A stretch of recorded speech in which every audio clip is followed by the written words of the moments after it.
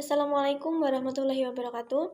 Perkenalkan, nama saya Maulidatul Kasana dari kelas PIL semester 4. Sebelumnya, di sini saya akan menyampaikan sedikit mengenai konselor.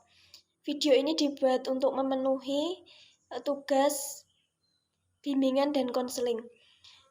Langsung saja yang pertama, yaitu apa itu konselor? Konselor adalah orang yang dilatih untuk membantu orang lain untuk memahami permasalahan yang mereka hadapi, mengidentifikasi dan mengembangkan alternatif pemecahan masalah, dan mampu membuat mereka mengambil keputusan atas permasalahan tersebut. Jadi, konselor adalah orang yang bertugas atau berkewenangan untuk membantu orang lain untuk memecahkan masalahnya, mencari solusi dari permasalahan tersebut. Seorang konselor harus mampu menciptakan suasana yang membuat klien merasa santai. Jadi, konselor itu harus bisa membuat klien itu tenang, damai, dan santai untuk menyampaikan masalah, sehingga masalah yang dihadapi oleh klien dapat dicari solusinya dengan baik atau dipecahkan masalahnya. Menurut Salahuddin, konselor adalah seseorang yang karena kewenangan dan keahliannya memberi bantuan kepada konseli. Sedangkan menurut Lubis, konselor adalah pihak yang membantu konseli dalam proses konseling.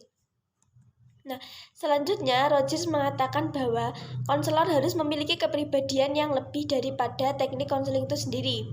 Menjadi konselor yang baik,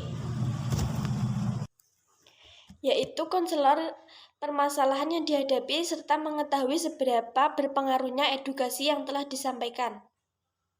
Setelah mengetahui apa itu konselor, selanjutnya itu apa itu psikolog. Psikolog adalah seseorang ahli psikologi bidang ilmu pengetahuan yang mempelajari tingkah laku dan proses mental.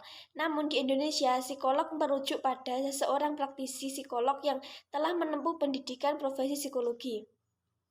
Selanjutnya, psikiater. Apa itu psikiater? Psikiater adalah profesi dokter spesialistik yang memiliki spesialisasi dalam diagnosis dan penanganan gangguan emosional. Psikiater tidak hanya menangani masalah gangguan jiwa berat, tetapi juga gangguan jiwa ringan. Nah, selanjutnya, pembahasan yang kedua itu perbedaan konselor, psikolog, dan psikiater.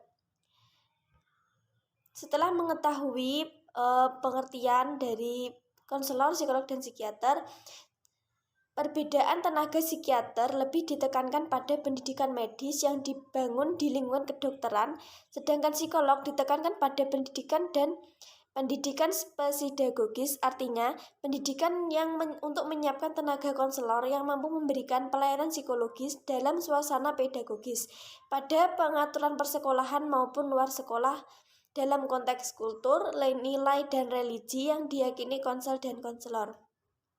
Sedangkan konselor lebih ditekankan terhadap pengembangan potensi peserta didik di sekolah berupa pendidikan karakter siswa seperti kejujuran, ketekunan, menangani kecemasan, dan sebagainya.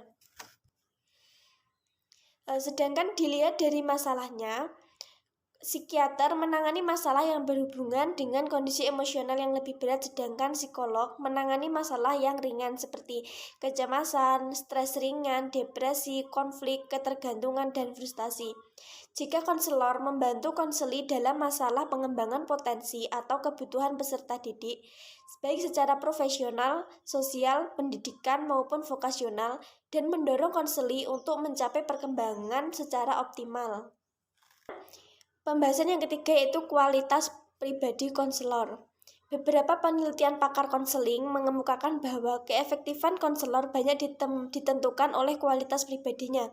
Secara umum, berangkat dari hasil penelitian tersebut, khususnya dalam konteks Indonesia, beberapa karakteristik kepribadian yang perlu dimiliki dan harus dimiliki oleh konselor sebagai berikut. Yang pertama yaitu beriman dan bertakwa. Seorang konselor harus beriman dan bertakwa kepada Tuhan Yang Maha Esa untuk mereka bisa menyelesaikan masalah klien itu dengan baik, yaitu dengan membawa mereka dalam ketenangan. Yang kedua yaitu menyenangi manusia. Menyenangi manusia itu penting. Bagaimana ketika konselor tidak menyenangi manusia, bagaimana akankah konselor bisa memecahkan masalah klien, bisa bersatu dengan klien. Dan yang ketiga, komunikator yang terampil. Ya, konselor harus pandai dalam berkomunikasi.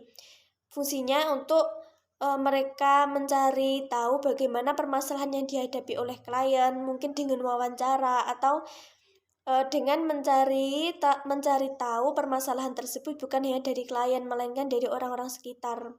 Maka dari itu, konselor harus pandai berkomunikasi atau memiliki kepribadian komunikator yang terampil. Dan yang keempat, pendengar yang baik. Seorang konselor harus bisa menjadi pendengar yang baik dari permasalahan klien tersebut, sehingga klien dapat menceritakan permasalahannya dengan baik ketika konselor tersebut juga menjadi pendengar yang baik. Selanjutnya, seorang konselor harus memiliki kepribadian yang memiliki ilmu yang luas, terutama tentang wawasan manusia dan sosial budaya. Artinya, seorang konselor harus berwawasan luas mengenai manusia, sosial, dan budaya. Dan seorang konselor juga harus memiliki ilmu yang luas atau berpendidikan yang baik. Yang selanjutnya, yang keenam, yaitu menjadi narasumber yang kompeten. Yang ketujuh, fleksibel, tenang, dan sabar. Jadi seorang konselor itu harus tenang. Karena apa? Kalau mereka semacam bingungan atau yang lainnya gitu kan, dari klien sendiri pasti juga tidak enak untuk menyampaikan masalahnya. Jadi seorang konselor itu harus tenang dan sabar. Yang selanjutnya, menguasai keterampilan atau teknik. Ya, menguasai keterampilan seperti keterampilan berbicara, keterampilan mendengar yang baik, dan lain-lain. Yang kesembilan, memiliki intuisi, dan yang terakhir, memahami etika profesi.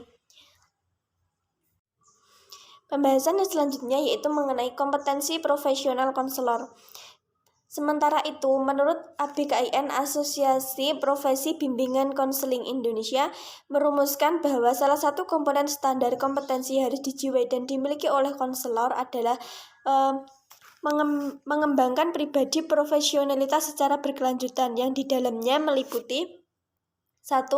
Beriman dan bertakwa kepada Tuhan Yang Maha Esa. Yang kedua, menunjukkan integritas dan stabilitas kepribadian yang kuat. Yang ketiga, memiliki kesadaran diri dan komitmen terhadap etika profesional. Yang keempat, mengimplementasikan kolaborasi intern di tempat tugas secara eksternal antar profesi. Yang kelima, berperan dalam organisasi dan kegiatan profesi bimbingan dan konseling.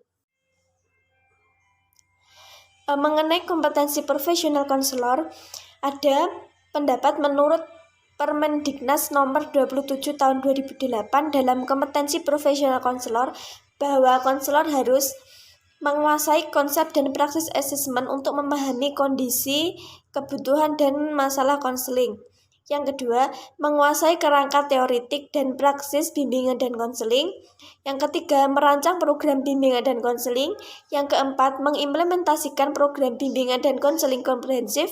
Yang kelima, menilai proses dan hasil kegiatan bimbingan dan konseling.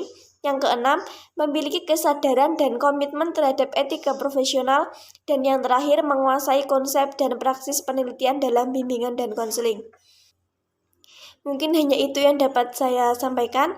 Ada kurang lebihnya saya mohon maaf. Wassalamualaikum warahmatullahi wabarakatuh.